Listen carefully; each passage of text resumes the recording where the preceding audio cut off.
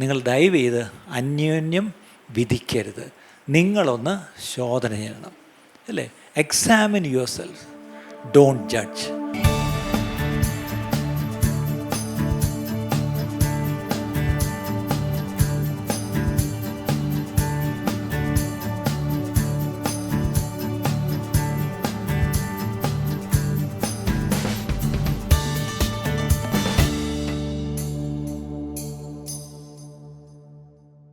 ഒരു വാക്യം നമുക്ക് വായിക്കാം. 1 കൊരിന്ത്യർ 11-ാം അധ്യായം 17-ാം വാക്യം. 1 കൊരിന്ത്യർ 11-ാം അധ്യായം 17-ാം വാക്യം. 1 Corinthians chapter 11 verse 17. ഇനി ആജ്ഞാപിപ്പാൻ പോകുന്നതിൽ ഞാൻ നിങ്ങളെ പുകഴ്ത്തുന്നില്ല. പൗലോസാണ് പറഞ്ഞത്, ഇനി ഞാൻ ചിലത് ആജ്ഞാപിക്കാൻ പോവുക, പക്ഷെ ഞാൻ ഈ ആജ്ഞാപിക്കാൻ പോകുന്നതിൽ ഞാൻ നിങ്ങളെ പുകഴ്ത്തുന്നില്ല. നിങ്ങൾ കൂടി വരുന്നതിനാൽ നന്മയ്ക്കല്ല തിന്മയ്ക്കത്രേ ഇടയാകും. നിങ്ങൾ കൂടി വരുന്നതിനാൽ നന്മയ്ക്കല്ല തിന്മയ്ക്കത്രേ ഇടയാകുന്നത്. But in the following instructions I do not commend you, because when you come together it is not for the better but for the worse. നിങ്ങൾ കൂടി വരുന്നത് കൊണ്ട് നന്മയല്ല തിന്മയാണെന്ന് ആണ് പൗലോസ് പറയുന്നത്. എത്ര കഠിനമായൊരു വാക്കാണെന്ന് ആലോചിച്ച് നോക്കിയേ. നമ്മൾ പലപ്പോഴും ശ്രദ്ധിക്കാതെ പോകുന്നൊരു വാക്യമാണിത്. 1 കൊരിന്ത്യരിൽ നമ്മളിപ്പോൾ സ്നേഹത്തെപ്പറ്റി കേട്ടു, പക്ഷെ അതേ പുസ്തകത്തിലാണ്, അല്ലെങ്കിൽ അതേ എഴുത്തിലാണ് പൗലോസ് എഴുതിയിരിക്കുന്നത്. ആ കൊരിന്ത്യ സഭയെപ്പറ്റി നമുക്കറിയാം. അതിൻ്റെ കുറച്ച് കാര്യങ്ങൾ നമ്മളൊന്ന് ഓടിച്ച് നോക്കുകയാണെങ്കിൽ, നമ്മൾ പലപ്പോഴും ആ സഭയെ കണ്ട് കൊതിച്ചു, ഒരു വരത്തിലും കുറവില്ലാത്ത സഭ. കാര്യമൊക്കെ ശരി, പക്ഷേ ഒരു വരത്തിലും കുറവില്ലായിരുന്നു. പക്ഷേ ആ സഭയെ നോക്കിയിട്ട് പൗലോസ് പറയുക, നിങ്ങൾ കൂടി വരുന്നത് നന്മയ്ക്കല്ല തിന്മയ്ക്കത്രയെന്ന്. എത്ര ഭയങ്കര വാക്കുകളാണ് പ്രിയപ്പെട്ടവരെ. ഞാനും നമ്മളിത് അവിടെ കൂടിയിരിക്കുന്നു. നമ്മൾ കൂടി വന്നത് നന്മയ്ക്കോ തിന്മയ്ക്കോ? ഈ കൂട്ടായ്മയിലൂടെ, ഈ കൂടിവരവിലൂടെ what is the outcome? Good or evil, അല്ലേ? തിന്മ എന്നാണ് എഴുതിയിരിക്കുന്നത്. തിന്മ എന്തായിരുന്നു അവിടുത്തെ പ്രശ്നം? നമുക്കെല്ലാം സഭയെപ്പറ്റി ഒരു ഐഡിയൽ സങ്കല്പമുണ്ട്. ഐഡിയൽ എന്നുള്ള വാക്ക് എന്താണ്? ആദർശപരമായ, ഭാവനാപരമായ, നമുക്കെല്ലാവരും ഐഡിയൽ സങ്കല്പമുണ്ട് ചർച്ചിനെ പറ്റി, ഐഡിയൽ സങ്കല്പമുണ്ട് ഒരു പാസ്റ്ററെ പറ്റി. പക്ഷേ the thing is, there is A real, അല്ലേ? സത്യമായ, പരമാർത്ഥമായ. അപ്പം ഐഡിയൽ ഈസ് ഗുഡ്, പക്ഷേ what is the real situation? നമ്മൾ ഓരോരുത്തരും, എല്ലാ ഭാര്യമാരും ആഗ്രഹിക്കും എൻ്റെ ഭർത്താവ് ഒരു ഐഡിയൽ ഭർത്താവാകണം. ഭർത്താക്കന്മാർ തീർച്ചയായിട്ടും നിങ്ങളുടെ ഭാര്യമാരെ, മക്കളെങ്ങനെയായിരിക്കണം, എല്ലാം ഐഡിയൽ സങ്കല്പങ്ങളാണ്. പക്ഷേ ഇന്നലെ ഞാൻ യങ് കപ്പിൾസ് ഫെലോഷിപ്പിൽ ഇവിടെ ഒരു ചെറിയ അവർക്കൊരു ക്ലാസ് എടുത്തപ്പോൾ ഞാൻ പറഞ്ഞു, മാരേജസ്, ഐഡിയൽ മാരേജ് സങ്കല്പം കൊള്ളാം, പക്ഷേ the reality is we are true, അത് റിയൽ, നമ്മൾ ശരിക്കുമുള്ള യഥാർത്ഥ സത്യമായ പരമാർത്ഥമായ വ്യക്തികളാണ് നമ്മൾ ഓരോരുത്തരും. അപ്പം അവിടെയാണ് ഒരു ക്രിയേറ്റീവ് ടെൻഷൻ എപ്പോഴും നമുക്കുണ്ട്. അത് സഭയിലായാലും ഉണ്ട്, ബന്ധങ്ങളിലുണ്ട്, ദാമ്പത്യങ്ങളിലുണ്ട്. ഓൾവേസ് ദർ ഇസ് ഒരു ക്രിയേറ്റീവ് ടെൻഷൻ ഉണ്ടെന്നുള്ള കാര്യം, ഒരു സൃഷ്ടിപരമായ ഒരു സമ്മർദ്ദമുണ്ട്. അതാണ് അതിൻ്റെ ബ്യൂട്ടി എന്ന് ഞാനെപ്പോഴും പറയും. ഒരു സ്റ്റേറ്റ്മെൻറ്റ് ഞാൻ ഇന്നലെ കേട്ടു. When A preacher becomes A motivational speaker, the congregation become happy sinners. ഞായറാഴ്ച നിങ്ങൾ ഈ മോട്ടിവേഷണൽ സ്പീച്ചാണ് കേൾക്കുന്നതെങ്കിൽ നിങ്ങളൊക്കെ നല്ല ഒന്നാന്തരം എന്തായി മാറും? നല്ല ഹാപ്പി സിന്നേഴ്സ്, നല്ല സന്തോഷത്തോടെ പാപം ചെയ്യുന്ന പാപികളായിട്ട് മാറും. അതുകൊണ്ട് ദയവ് ചെയ്ത് സഭയിൽ വന്ന് സന്തോഷത്തോടെ പാപം ചെയ്യുന്നവരാവരുത്. ദൈവസന്നിധിയിൽ വിറച്ചും കൊണ്ട് ദൈവഭക്തിയോട് ഭയത്തോട് നമ്മളായിരിക്കണം പ്രിയപ്പെട്ടവർ. എത്ര പേർക്ക് അത് മനസ്സിലായി? ശരി, കൊരിന്ത്യ ലേഖനത്തിലേക്ക് വന്നാൽ 1-ാം അധ്യായത്തിലേക്ക് ഓടി വരാം. 1-ാം അധ്യായത്തിൻ്റെ 2-ാം വാക്യം തൊട്ടൊന്ന് വായിച്ചേ. ക്രിസ്തുയേശുവിൽ വിശുദ്ധീകരിക്കപ്പെട്ടവർ. ക്രിസ്തുയേശുവിൽ വിശുദ്ധീകരിക്കപ്പെട്ടവർ. നിങ്ങൾ കുറിക്കുന്നൊരു കുറിച്ചോ? ഈ കൊരിന്ത്യയിലെ സഭയെപ്പറ്റി പറയാ, നിങ്ങൾ ക്രിസ്തുയേശുവിൽ വിശുദ്ധീകരിക്കപ്പെട്ടവരാ. നിങ്ങളങ്ങ് വിശുദ്ധീകരിച്ചതല്ല, നിങ്ങൾ വിശുദ്ധീകരിക്കപ്പെട്ടവരാ. അടുത്തത്, അവിടെയും ഇവിടെയും എവിടെയും നമ്മുടെ കർത്താവായ യേശുക്രിസ്തുവിന്റെ നാമത്തെ വിളിച്ചപേക്ഷിക്കുന്ന ഏവരോടും കൂടെ വിളിക്കപ്പെട്ട വിശുദ്ധന്മാരായവർക്ക് എഴുതുന്നു. അവർ വിശുദ്ധന്മാരാണ്, അവർ വിളിക്കപ്പെട്ടവരാണ്. അടുത്തത് 6-ാം വാക്യം. അവനിൽ നിങ്ങൾ സകലത്തിലും, വിശേഷാൽ സകല വചനത്തിലും സകല പരിജ്ഞാനത്തിലും സമ്പന്നരായി തീർന്നു. ഈ സഭ സകല വചനത്തിലും സകല പരിജ്ഞാനത്തിലും സമ്പന്നരായിരുന്നു. ആ സഭയിലുള്ള കുട്ടികൾക്കറിയാം വചനം. അത്രയ്ക്ക് അവിടെ വചനമുണ്ടായിരുന്നു. വചനം മാത്രമല്ല, പരിജ്ഞാനവും ഉണ്ടായിരുന്നു. അതിൽ അവർ പൂർണ്ണരായിരുന്നു ഒരർത്ഥത്തിൽ. 7-ാം വാക്യം, ഇങ്ങനെ നിങ്ങൾ ഒരു കൃപാവരത്തിലും കുറവില്ലാത്തവരായി നമ്മുടെ കർത്താവായ യേശുക്രിസ്തുവിന്റെ പ്രത്യക്ഷത കാത്തിരിക്കുന്നു. കണ്ടോ, ഒരു കൃപാവരത്തിലും കുറവില്ലാത്തൊരു സഭ. ഈ സഭ തിരുവനന്തപുരത്ത് എങ്ങാണുമായിരുന്നെങ്കിൽ ഞാൻ ഒന്ന് സത്യമായിട്ട് അവിടെ പോയി അംഗമായേനെ. ഇങ്ങനൊരു സഭ ഉണ്ടായിരുന്നെങ്കിൽ. ഒരു കൃപാവരത്തിലും കുറവില്ല, വിളിക്കപ്പെട്ട വിശുദ്ധരാണ്, വചനത്തിലും പരിജ്ഞാനത്തിലും നല്ല അനുഭവമുള്ളവല്ല, അറിവുള്ളവരാണ്. ഇനി ഏറ്റവും ഒടുവിൽ യേശുക്രിസ്തുവിൻ്റെ പ്രത്യക്ഷത കാത്തിരിക്കുന്നവരാണ്. അവരെപ്പോഴും പാടുന്ന പാട്ട് എന്തായിരിക്കും? എന്നോമേ വന്നിടുമോ. അവരുടെ പാട്ടൊക്കെ ഈ പറഞ്ഞാൽ അല്ലാത്ത തട്ടിപ്പ് പാട്ടൊന്നുമല്ല അവർ പാടുന്നത്. അവരെപ്പോഴും കർത്താവിൻ്റെ വരവിനെ നോക്കിയിരിക്കുന്ന പാട്ടുകളൊക്കെ ആയിരിക്കും അവർ പാടിക്കുക. അങ്ങനെ അവർ മറാനാഥ എന്നായിരിക്കും അവർ അന്യോന്യം കാണുമ്പോൾ പറയുന്നത്, അല്ലേ? ഇന്ന് നമ്മളൊക്കെ ഈ തട്ടിപ്പ് എന്താണ്, എല്ലാം കഴിഞ്ഞിട്ട് ആശീർവാദം പറഞ്ഞിട്ട് ഒരു 3 അല്ലേലിയും പറഞ്ഞിട്ട് എന്താണ് പിന്നെ പറയുന്നത്? ഇവിടെ അത് പറയാത്തതുകൊണ്ട് നിങ്ങൾക്ക് അറിയത്തില്ല. ആമേൻ കർത്താവേ യേശുവേ വേഗം വരണമേ. അത്രയേ ഉള്ളൂ യേശുവിൻ്റെ പ്രത്യക്ഷത്തെ കാത്തിരിക്കുന്നത്. ആ വേഗം വരണമേ എന്ന് പറഞ്ഞുകൊണ്ട് പുസ്തകത്തോടെ ഒറ്റ ഓട്ടമാണ്. അങ്ങനെ ഓടുന്ന ചർച്ചല്ല. അവർ ശരിക്കും യേശുവിൻ്റെ പ്രത്യക്ഷത കാത്തിരുന്ന സഭയാണ്. പക്ഷെ അങ്ങനെയുള്ള സഭ അവിടെ അതിൻ്റെ 11-ാം വാക്യം വായിച്ചേ. സഹോദരന്മാരെ, നിങ്ങളുടെ ഇടയിൽ പിണക്കമുണ്ടെന്ന് ക്ലോവയുടെ ആളുകളാൽ എനിക്ക് അറിവ് കിട്ടിയില്ല. അങ്ങനെ ന്യൂസ് കൊടുക്കുന്ന ആൾക്കാരൊക്കെ അവിടെ ഉണ്ടായിരുന്നു കേട്ടോ. ഈ ന്യൂസ് ഏജൻസ് ഒക്കെ അന്നേ ഉണ്ട്. നോക്കണേ, ഇദ്ദേഹത്തിന് അന്ന് വാട്സാപ്പില്ല. ഇത് എങ്ങനെയാണോ എന്തോ, അല്ലേ? പൗലോസിന് അപ്പോഴത്തേക്ക് ആരോ ന്യൂസ് കൊടുത്തതേ. അങ്ങനെ കൂടുതൽ അവരെ അങ്ങ് പൊക്കണ്ട. അവരുടെ ഇടയിൽ എന്തുണ്ട്? പിണക്കമുണ്ട്. വിശുദ്ധന്മാർ, വിളിക്കപ്പെട്ടവർ, വചനത്തിലും പരിജ്ഞാനത്തിലും നല്ല നിറവുള്ളവർ, ഒരു കൃപാവരത്തിലും കുറവില്ലാത്തവർ, കർത്താവിൻ്റെ വരവിനെ കാത്തിരിക്കുന്നവർ. ഇത്രയും ക്വാളിറ്റീസ് ഓർ ക്വാളിഫിക്കേഷൻസ് ഉണ്ട്. പക്ഷെ അവരുടെ ഇടയിൽ എന്തുണ്ട്? പിണക്കമുണ്ട്. അടുത്തത് 12-ാം വാക്യം. നിങ്ങളിൽ ഓരോരുത്തൻ, ഞാൻ പൗലോസിന്റെ പക്ഷക്കാരൻ, ഞാൻ അപ്പൊല്ലോസിന്റെ പക്ഷക്കാരൻ, ഞാൻ കേഫാവിന്റെ പക്ഷക്കാരൻ, ഞാൻ ക്രിസ്തുവിന്റെ പക്ഷക്കാരൻ. 4-ാമത്തെ ഗ്രൂപ്പ് ഇഷ്ടപ്പെട്ടു. ഞങ്ങൾ ഇവിടെയുള്ള ഒരു മനുഷ്യൻ്റെയും പക്ഷത്തല്ല, ഞങ്ങൾ ക്രിസ്തുവിൻ്റെ. അതും ഒരു ഗ്രൂപ്പാണ്. ജീസസ് ഓൺലി, അല്ലേ? നോക്കണേ, അവിടെ അവിടെ അവിടെ ഭിന്നപക്ഷങ്ങളുണ്ടെന്നാണ് എഴുതിയിരിക്കുന്നത്, അല്ലേ? ഭിന്നപക്ഷം. അപ്പോൾ ഇവിടെ ഓർക്കണേ, പൗലോസിൻ്റെ പക്ഷം പിടിക്കുന്നു. അടുത്തത് ആരുടെ?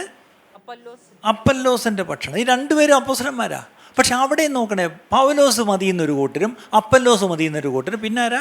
കേഫ, പത്രോസിനെ മതിയെന്നൊരു കൂട്ടരും, പിന്നെ ഇതൊന്നുമല്ല ക്രിസ്തു മതിയെന്നും പറഞ്ഞൊരു കൂട്ടരും. 4 ഗ്രൂപ്പ് അപ്പം തന്നെ അവിടെയായി. ഒരു ചർച്ചാണ്, പക്ഷെ 4 ഗ്രൂപ്പ് ഓൾറെഡി അതിനകത്തുണ്ട്. അതെല്ലാം സൗണ്ട്സ് വെരി സ്പിരിച്വൽ, അല്ലേ? മോശമാണോ അതൊക്കെ? ഒരു അപ്പോസ്തലൻ്റെ കൂടെ നിൽക്കുന്നതിൽ വല്ല കുഴപ്പമുണ്ടോ? ഒരു പാസ്റ്ററിൻ്റെ കൂടെ നിന്ന കുഴപ്പമുണ്ടോ? പാവമാണോ? പക്ഷേ അവിടെ നോക്കിയ ഭിന്നതയാണ് അതിനെ കാണിക്കുന്നത്. ഭിന്നതയാണ് കാണിക്കുന്നത്. അവിടെ 1 കൊരിന്ത്യർ 2-ാം അധ്യായത്തിലേക്ക് വരാം. അവിടെ പൗലോസ് എന്നെ സങ്കടത്തിൽ പറഞ്ഞ ചില കാര്യങ്ങളുണ്ട്. അവിടെ താൻ ചില കാര്യങ്ങൾ പറയാം. 1 കൊരിന്ത്യർ 2:5 വായിച്ചേ. എന്റെ വചനവും എന്റെ പ്രസംഗവും ജ്ഞാനത്തിന്റെ വശീകരണ വാക്കുകളല്ല, ആത്മാവിന്റെയും ശക്തിയുടെയും പ്രദർശനത്താൽ അത്രേ ആയിരുന്നു വചനവും എൻ്റെ പ്രസംഗവും. അപ്പോൾ ഇവിടെ പ്രസംഗിക്കുന്ന ഈ പത്രോസ് ചുമ്മാ പഠിച്ചു വെച്ച് പ്രസംഗിക്കുകയോ ഈ പറഞ്ഞ പോലെ ഗൂഗിൾ നോക്കി പ്രസംഗിക്കുകയോ ഒന്നുമല്ല. അദ്ദേഹം എന്താണ് പറയുന്നത്? ഞാൻ ഇവിടെ പറയുന്ന പ്രസംഗം, ഇവിടെ ഞാൻ പറയുന്ന വചനം, അത് ജ്ഞാനത്തിൻ്റെ വശീകരണ വാക്കൊന്നുമില്ല, ആത്മാവിൻ്റെ ശക്തിയുടെയും പ്രദർശനം. When he spoke the word of God, there were manifestations of God's spirit. ദൈവത്തിൻ്റെ ശക്തി, അല്ലേ? ദൈവത്തിൻ്റെ ശക്തി അവിടെ വ്യാപരിക്കുമായിരുന്നു. അത് പ്രദർശിക്കപ്പെടുമായിരുന്നു. അത് ആൾക്കാർക്ക് കണ്ട് ബോധ്യപ്പെടാം. ഈ പറഞ്ഞത് ദൈവവചനം. അതുകൊണ്ടാണ് it is been backed by God's power. അങ്ങനെയുള്ളൊരു ശുശ്രൂഷയുള്ളൊരു അപ്പോസ്തലനാണ് ഇത് പറയുന്നത്. ഇതൊക്കെ ആ സഭയിലുണ്ട്, കാര്യമൊക്കെ ശരിയാ. പക്ഷേ അവിടെ പൗലോസ് വീണ്ടും പറയാൻ 13-ാം വാക്യം, സമയം കുറവുണ്ടെന്ന് ഓടിച്ചു പോവാണേ. 13-ാം വാക്യം, അത് ഞങ്ങൾ മാനുഷ്യജ്ഞാനം ഉപദേശിക്കുന്ന വചനങ്ങളാൽ അല്ല, ആത്മാവ് ഉപദേശിക്കുന്ന വചനങ്ങളാൽ തന്നെ പ്രസ്താവിച്ചുകൊണ്ട് ആത്മീകന്മാർക്ക് ആത്മീകമായത് തെളിയിക്കുന്നു. കേട്ടോ, മനുഷ്യജ്ഞാനം ഉപദേശിക്കുന്ന വചനങ്ങളാൽ അല്ല, ആത്മാവ് ഉപദേശിക്കുന്ന വചനങ്ങളാൽ തന്നെ പ്രസ്താവിച്ചുകൊണ്ട്. അപ്പോൾ അതിൻ്റെ അർത്ഥം അവിടെ ഈ പറഞ്ഞ പോലെ ആരെങ്കിലും പ്രസംഗിച്ച മാനുഷ്യ ജ്ഞാനമല്ല, അതുകൊണ്ട് മാനുഷ്യ വചനങ്ങളും അല്ല, പകരം എന്ത് വചനമാണ്? ആത്മാവ് കൊടുക്കുന്ന വചനമാണ്. ഇങ്ങനെയൊക്കെ ഉള്ള ഒരു സഭയിലാണ് നോക്കിയിട്ട് 3-ാം അധ്യായത്തിൻ്റെ 3-ാം വാക്യത്തിലോട്ട് വായിച്ചേ.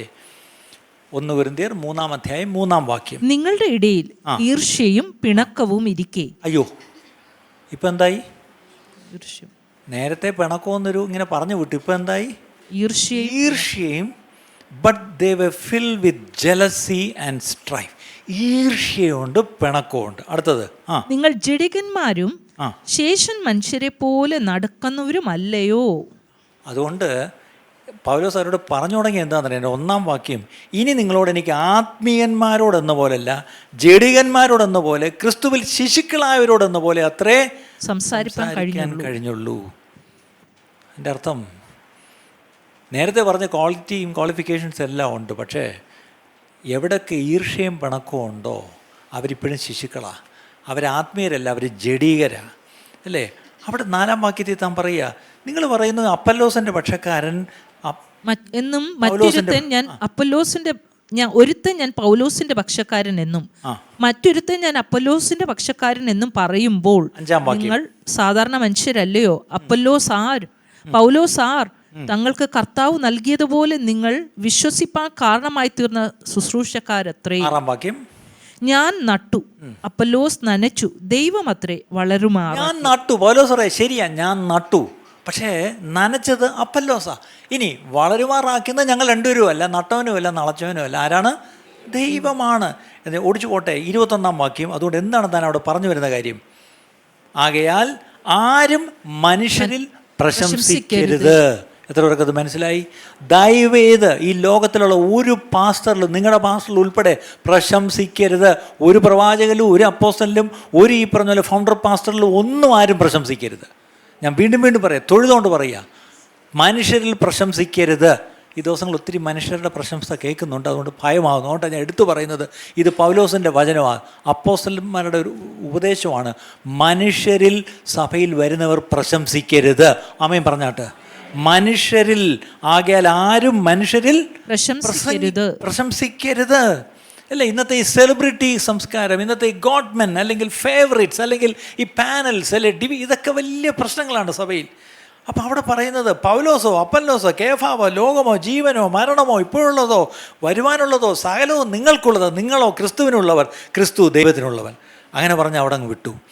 4-ാം അധ്യായത്തിലേക്ക് വന്ന 8-ാം വാക്യം, 4-ാം അധ്യായം 8-ാം വാക്യം. അവിടെ എഴുതിയിരിക്കുന്നത്, ഇത്ര ക്ഷണത്തിൽ നിങ്ങൾ സമ്പന്നന്മാരായി ഞങ്ങളെ കൂടാതെ വാഴുന്നവരായി, അയ്യോ നിങ്ങളോടുകൂടെ ഞങ്ങളും വാഴേണ്ടതിന് നിങ്ങൾ വാണുവെങ്കിൽ കൊള്ളായിരുന്നു. ഓക്കെ, അതിൻ്റെ അർത്ഥം അവർക്ക് ഓൾറെഡി ഒരു ഇച്ചിരി നികളവും ഇച്ചിരി അഹങ്കാരം. They have become proud of themselves. ഈ പറഞ്ഞ ആത്മീയരാ, വരങ്ങളിൽ കുറവൊന്നുമില്ല, അപ്പോസ്തലന്മാരാ വന്ന് ശുശ്രൂഷിക്കുന്ന കാര്യമൊക്കെ ശരിയാ, പക്ഷേ എവിടോ ഉള്ളിൽ എന്തുണ്ട്? അവർക്ക് ഇച്ചിരി നികളവും ഇച്ചിരി അഹങ്കാരവും ഒക്കെയായി. അടുത്ത 5-ാം വാക്യത്തിലേക്ക് വരും. ഞാനൊന്ന് ഓടിച്ചു പറയാം. നമ്മൾ പലപ്പോഴും 13-ാം അധ്യായം മാത്രം നമ്മൾ വായിച്ച് നമ്മൾ സ്നേഹത്തെ പറഞ്ഞു വിടും, അല്ലെങ്കിൽ 11-ാം അധ്യായം മാത്രം വായിച്ച് കർത്താവിൻ്റെ മേശയെ പറ്റി പറയും. പക്ഷേ ആ ഒന്നോട്ട് വായിക്കുമ്പം ഇത്രയും കുഴപ്പങ്ങൾ അവിടെ ഉണ്ടായിരുന്നു. എന്നിട്ട് അതിൻ്റെ 5-ാം അധ്യായത്തിൻ്റെ 1-ാം വാക്യം, നിങ്ങളുടെ ഇടയിൽ ദുർനടപ്പുണ്ടെന്ന് കേൾക്കുന്നു. ഒരുത്തൻ തൻ്റെ അപ്പൻ്റെ ഭാര്യയെ വെച്ചുകൊള്ളുന്ന പോൽ അത് ജാതികളിൽ പോലും ഇല്ലാത്ത ദുർനടപ്പ് തന്നെ. എവിടെ പോയെന്ന് നോക്കിയേ. ഇതെവിടെയാ? സഭയ്ക്ക് പുറത്തല്ല, സഭയ്ക്കുള്ളിൽ ഇങ്ങനെയുള്ള കാര്യങ്ങളും നടക്കുന്നു. അടുത്തത്, എന്നിട്ടും നിങ്ങൾ നിങ്ങളിങ്ങനെ ചീർത്തിരിക്കുക. ചീർത്തെന്ന് പറഞ്ഞാൽ എന്താണെന്നറിയാമോ? അടുത്തത്, ഈ ദുഷ്കർമ്മം ചെയ്തവനെ നിങ്ങളുടെ ഇടയിൽ നിന്ന് നീക്കുവാൻ തക്കവണ്ണം നിങ്ങൾ ദുഃഖിച്ചിട്ടുമില്ല. കേട്ടോ, അതിൻ്റെ അർത്ഥം ഇങ്ങനെയൊക്കെ ചില കാര്യങ്ങൾ അവിടെ നടക്കുന്നതെന്ന് നിങ്ങൾക്ക് അറിയാമായിരുന്നു. എന്നിട്ട് നിങ്ങൾ എന്ത് ചെയ്യുന്നു? നിങ്ങൾ അത് വളരെ മനോഹരമായിട്ട് അങ്ങ് ടോളറേറ്റ് ചെയ്യുന്നു.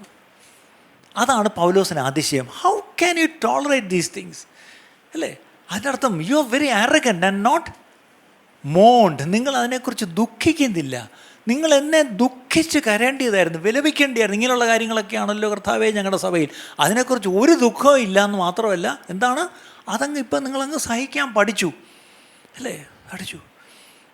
എന്നിട്ട് വാക്യം അവിടെ എടുത്തു പറഞ്ഞിരിക്കുന്നത് അങ്ങനെയുള്ളവരെ പുറത്താക്കിയായിരുന്നു വേണ്ടിയിരുന്നത്.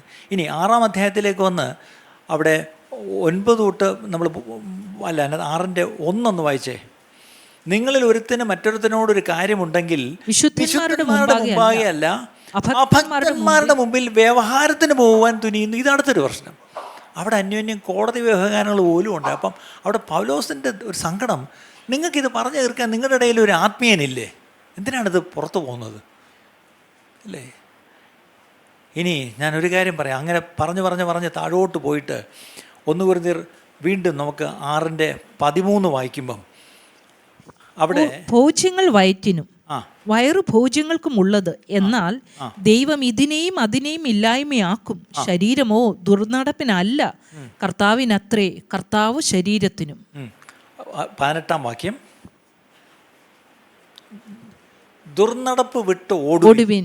മനുഷ്യൻ ചെയ്യുന്ന ഏത് പാപവും ശരീരത്തിന് പുറത്താകുന്നു. ദുർനടപ്പുകാരനോ സ്വന്തം ശരീരത്തിന് വിരോധമായി പാപം ചെയ്യും. കണ്ടോ, സ്വന്തം ശരീരത്തിന് വിരോധമായി പാപം ചെയ്യുന്ന അനുഭവം ആ സഭയിലുണ്ടായിരുന്നു. എത്ര പേർക്കത് മനസ്സിലായി പ്രിയപ്പെട്ടവരെ? അല്ലേ? നമ്മൾ ആദ്യം പറഞ്ഞ ക്വാളിറ്റീസൊക്കെ എന്ത് മനോഹരമായ ക്വാളിറ്റീസാണ്. പക്ഷെ ഇപ്പം പറയുന്നതൊക്കെ ഒന്നിനൊന്നും മോശമായിട്ടങ്ങ് താഴേക്ക് അങ്ങ് ഇറങ്ങിപ്പോവുക. സ്വന്തം ശരീരത്തിനെതിരായി പാപം ചെയ്യുന്നു. 19-ാം വാക്യം, ദൈവത്തിൻ്റെ ദാനമായി നിങ്ങളുടെ ശരീരമെന്നും നിങ്ങളെ വിലയ്ക്ക് വാങ്ങിയിരിക്കാൻ നിങ്ങൾ താന്താങ്ങൾക്കുള്ളവരല്ല എന്നും അറിയുന്നില്ലയോ? അതുകൊണ്ട് നിങ്ങൾ ശരീരം കൊണ്ട് ദൈവത്തെ മഹത്വപ്പെടുത്തണം. അതിൻ്റെ അർത്ഥം ദൈവത്തെ മഹത്വപ്പെടുത്തുകയല്ല അവർ ചെയ്തുകൊണ്ടിരുന്നത് അവരുടെ ശരീരം. ഇന്ന് എൻ്റെ ചോദ്യം, ഞാനും നിങ്ങളും നമ്മുടെ ശരീരം കൊണ്ട് ദൈവത്തെയാണോ മഹത്വപ്പെടുത്തുന്നത്? മേശയുടെ മുമ്പിലാണ് നമ്മൾ വന്നിരിക്കുന്നത്. നമ്മുടെ ശരീരം കഴിഞ്ഞ ഒരാഴ്ച എന്തിനൊക്കെ വേണ്ടി ഉപയോഗിച്ചു? 4 മാസം കഴിഞ്ഞാൽ 5-ാം മാസത്തിലേക്ക് പ്രവേശിച്ചു. 4 മാസം നമ്മുടെ ശരീരം കൊണ്ട് നമ്മൾ എന്തൊക്കെ ചെയ്തു? ഈ ശരീരം കൊണ്ട് നമ്മൾ ദൈവത്തെ മഹത്വപ്പെടുത്തിയോ? ഇതൊക്കെയാണ് നമ്മൾ അവനവൻ ശോധന ചെയ്യണമെന്ന് പറഞ്ഞത്. അതൊക്കെയാണ്. ഇനി 1 കൊരിന്ത്യർ 7-ാം അധ്യായത്തിലേക്ക് വരുമ്പം, ഭാര്യ ഭർത്താവിനെ വേർപിരിയരുത്. പിരിഞ്ഞു എന്ന് വരികിലോ വിവാഹം കൂടാതെ പാർക്കണം. അല്ലെന്ന് വരികിൽ ഭർത്താവോട് നിരന്നുകൊള്ളണം. ഭർത്താവ് ഭാര്യയെ ഉപേക്ഷിക്കരുത്. അതിൻ്റെ അർത്ഥം ആ ചർച്ചിൽ ഡിവോഴ്സ് വാസ് കോമൺ. വിവാഹമോചനമൊക്കെ സാധാരണമായിരുന്നു. അവർ പലരും പിരിഞ്ഞങ്ങിരിക്കുക. പക്ഷെ പിരിഞ്ഞിരിക്കുക, രണ്ടുപേരും കൂടി 2 വണ്ടി ഒരേ ചർച്ചിൽ വരികയും ചെയ്യും. എന്നിട്ട് ഒരേ പാത്രത്തിൽ നിന്ന് എന്ത് ചെയ്യും? അപ്പവും വീഞ്ഞും എടുക്കുകയും ചെയ്യും. അപ്പോസ്തലൻ പറയുക, ഭാര്യ ഭർത്താവിനെ വേർപിരിയരുത്, ഭർത്താവ് ഭാര്യയെ ഉപേക്ഷിക്കരുത്. ഇനി നിങ്ങൾക്ക് 2ആയിട്ട് കഴിയണോ? കഴിഞ്ഞോ, പക്ഷേ കല്യാണം കഴിക്കരുത്. അല്ലേ? നിങ്ങൾക്ക് ഈ ലിവിങ് ടുഗദർ എന്നിപ്പം പറയും. പക്ഷെ അവിടെ എന്തായിരുന്നു? Living separate. പക്ഷേ അവർ കല്യാണം കഴിച്ചിട്ടാണ് ലിവിങ് സെപ്പറേറ്റ്. നോക്കണേ, കാലങ്ങൾ മാറിയ മാറ്റം കണ്ടോ പ്രിയപ്പെട്ടവരെ? ഇത് പരസ്യമായിട്ട് പറയേണ്ടിയിരിക്കുന്നു പ്രിയപ്പെട്ടവരെ.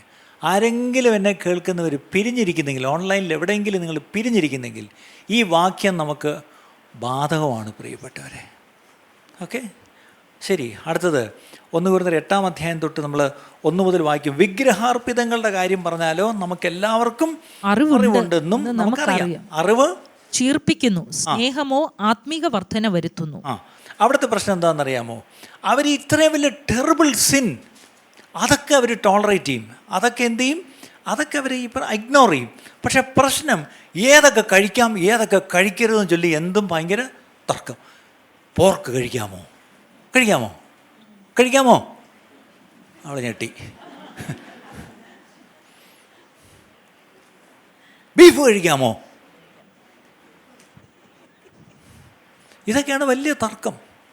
ഇത് സോഷ്യൽ മീഡിയയിലല്ല ബീഫ് കഴിക്കാമോ എന്ന് തർക്കം. ഇന്ന് സഭയ്ക്കകത്തും വലിയ തർക്കമാണ്.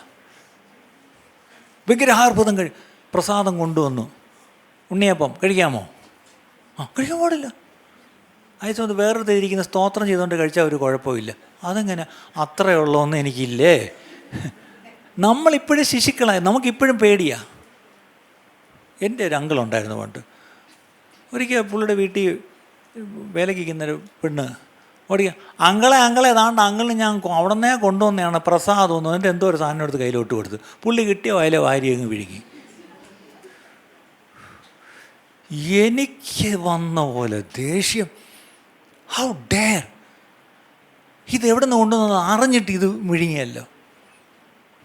എനിക്ക് ഭയങ്കര ദേഷ്യവും ഭയങ്കര അമർഷമൊക്കെ ആയിപ്പോൾ. ഇതെന്താ?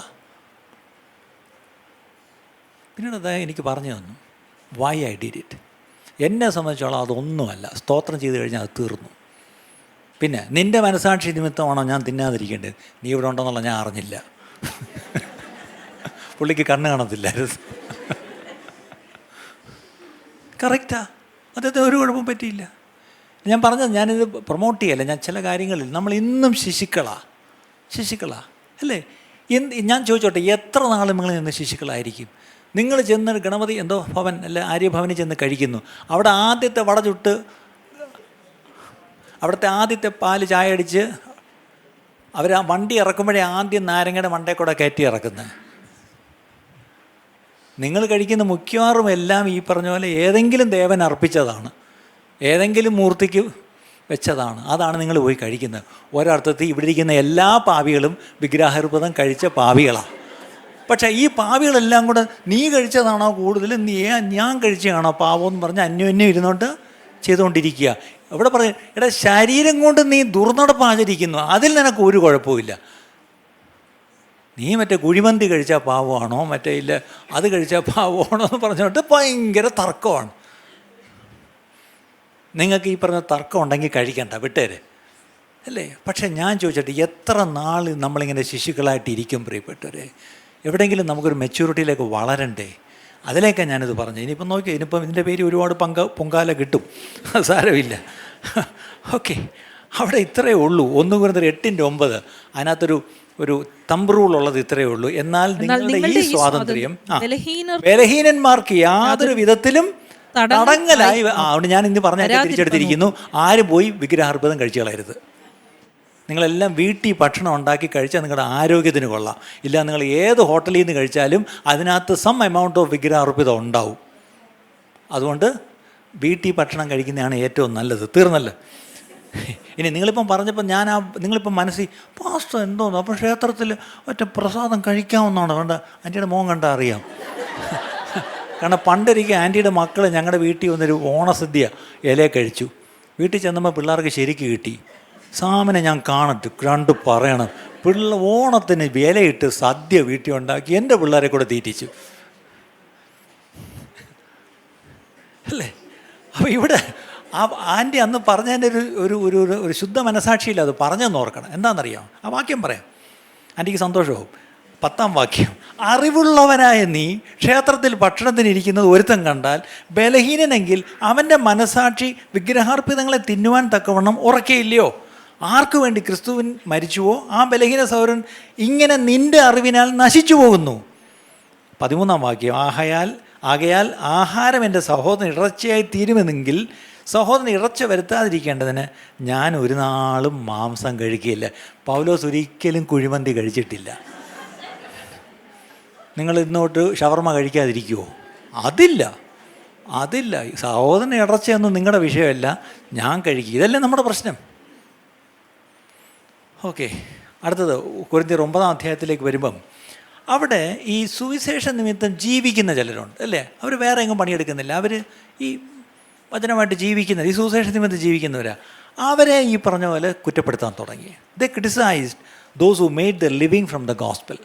അത് വേറൊരു പ്രശ്നം. ഇവനൊക്കെ പോയി ജോലി എടുത്തൂടെ, കിളയ്ക്കാൻ പൊയ്ക്കൂടെ? ഇപ്പം ചോദിക്കുന്നതിൻ്റെ ചോദ്യമാണ്. ശരിയാ, ചിലപ്പോൾ നമുക്കും തോന്നിയിട്ടുണ്ട് ചിലരെ കാണുമ്പോൾ കിളയ്ക്കാൻ പൊയ്ക്കൂടെ എന്ന്. പക്ഷെ നമ്മൾ ഇരുന്നുകൊണ്ട് വിധിക്കേണ്ട പ്രിയപ്പെട്ടവരെ, നമ്മളെല്ലാവരും വിധിക്കേണ്ടത്. അടുത്തത് 10ാം അധ്യായത്തിലേക്ക് വരുമ്പം അവിടെ എഴുതിയിരിക്കുന്നത് കാര്യം മാത്രം ഞാൻ പറയാം. 7ാം വാക്യം, അവരിൽ ചിലരെ പോലെ നിങ്ങൾ വിഗ്രഹാരാധികൾ ആകരുത്. എന്തുവായിരുന്നു വിഗ്രഹാരാധന എന്നുള്ള അത് 2ാം വാക്യം തൊട്ടേ നിങ്ങളൊന്ന് വായിച്ചു നോക്കിയാലേ പിടികിട്ടത്തുള്ളൂ. അടുത്തത് പുരുഷനും സ്ത്രീയും തമ്മിലുള്ള ഡിസ്റ്റിങ്ഷൻ, അതിനെ അവരെന്ത് ചെയ്തു? They blurred the distinction between men. ആണേത് പെണ്ണേതെന്ന് പിടിയില്ലാത്തൊരവസ്ഥ. അപ്പോഴും ഇവിടെ പൗലോസ് പറയേണ്ടി വന്നു. എന്താണ്? പുരുഷൻ മുടി നീട്ടി വളർത്തുന്നതിൻ്റെയും മുടി ഈ പറഞ്ഞ പോലെ മൂടുപട ഇടുന്നതിൻ്റെയും കാര്യങ്ങളെല്ലാം അവിടെ പറഞ്ഞു. ഇനി ഇതെല്ലാം കഴിഞ്ഞിട്ടാണ് ഈ പറഞ്ഞ പോലെ അവിടെ പറയുന്നത്, നിങ്ങൾ ഒരുമിച്ച് വരുന്നത് ഇങ്ങനാണെങ്കിൽ നന്മയ്ക്കല്ല, അതെന്താണ്? തിന്മയ്ക്കാണ്. എന്നിട്ടാണ് 13-ാം അധ്യായത്തിൽ കർത്താവിൻ്റെ മേശയെപ്പറ്റി പറയുന്നത്. ഇത്രയൊക്കെ കാണിച്ചു വെച്ചിട്ടാണ് മേശയുടെ മുമ്പേ വന്നിരിക്കുന്നത്. അതുകൊണ്ടാണ് പൗലോസ് പറഞ്ഞത്, നിങ്ങളെ തന്നെ ഒന്ന് ശോധന ചെയ്തിട്ട് വേണം ഈ അപ്പം തിന്നുകയും ഈ പാനപാത്രത്തിൽ കുടിക്കുകയും ചെയ്യുവാൻ.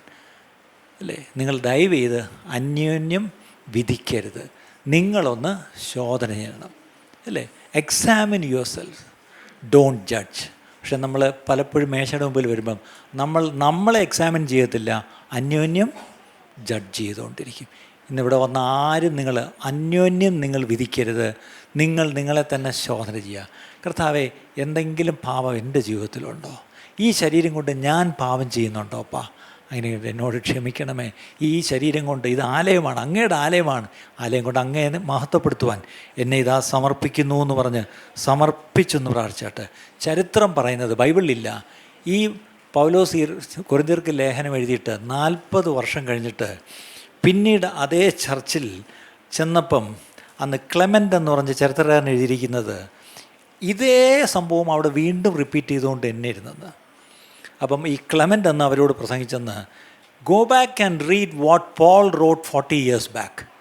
40 വർഷം മുമ്പ് പൗലോസ് എഴുത്തെടുത്ത് ഒന്നുകൂടെ വായിച്ചു നോക്കാൻ പറ്റും. അതിൻ്റെ അർത്ഥം പൗലോസ് ഇതൊക്കെ എഴുതി കൊടുത്തിട്ടും അവർക്കൊരു മാറ്റം വന്നില്ല. 40 വർഷം കഴിഞ്ഞ് ആ ചർച്ചിൽ പോയി ശുശ്രൂഷിച്ച ക്ലെമൻ്റ് എന്ന് പറഞ്ഞൊരു മനുഷ്യൻ, അദ്ദേഹം പറയുക, പൗലോസ് എഴുതിയ ഒന്നുകൂടെ പോയി വായിക്കുക, ഇപ്പോഴും നിങ്ങൾ ഇത് തന്നെയാണോ എന്ന്.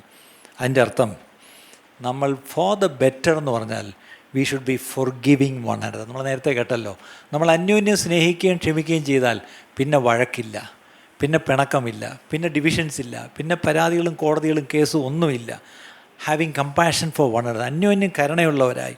And if you are praying for one another, അന്യോന്യം നമ്മൾ പ്രാർത്ഥിക്കുന്നവരാണെങ്കിൽ, അന്യോന്യം if we are in peace with one another, നമ്മൾ സമാധാനം അന്യോന്യം പാലിച്ചാൽ, അന്യോന്യം അക്സെപ്റ്റ് ചെയ്താൽ, അന്യോന്യം നമ്മൾ കരുണയും കരുതലുള്ളവരായാൽ, അന്യോന്യം ഒരേ മനസ്സുള്ളവരായാൽ, വെൽക്കമിങ് ഈച്ച് അതർ, അന്യോന്യം ഈ പറഞ്ഞ പോലെ കെട്ടിപ്പിടിച്ച് ഒരേ സ്നേഹത്തിൽ ഈ പറഞ്ഞ പോലെ അന്യോന്യം കീഴ്പ്പെട്ട് നമ്മൾ അന്യോന്യം നന്മ ചെയ്ത് മറ്റുള്ളവൻ്റെ എന്നെക്കാട്ടിലും മറ്റുള്ളവനെ ശ്രേഷ്ഠമെന്നെണ്ണി അന്യോന്യം നമ്മുടെ പാപങ്ങൾ ഏറ്റുപറഞ്ഞ് അന്യോന്യം നമ്മൾ വി ബിൽഡ് ഈച്ച് അതർ, നമ്മൾ അന്യോന്യം ആത്മീയവർദ്ധനയ്ക്കുള്ളത് ചേർന്നുകൊണ്ട് ഒരിക്കലും പകരത്തിന് പകരം ചെയ്യാതെ, ഒരിക്കലും അന്യോന്യം പ്രൊവോക്ക് ചെയ്യാതെ, അന്യോന്യം ഏഷണിയോ ഒന്നും പറയാതെ അങ്ങനെ നമ്മൾ മുന്നോട്ട് പോവുകയാണെങ്കിൽ ആലോചിച്ച് നോക്കിയേ, that's coming together for the better.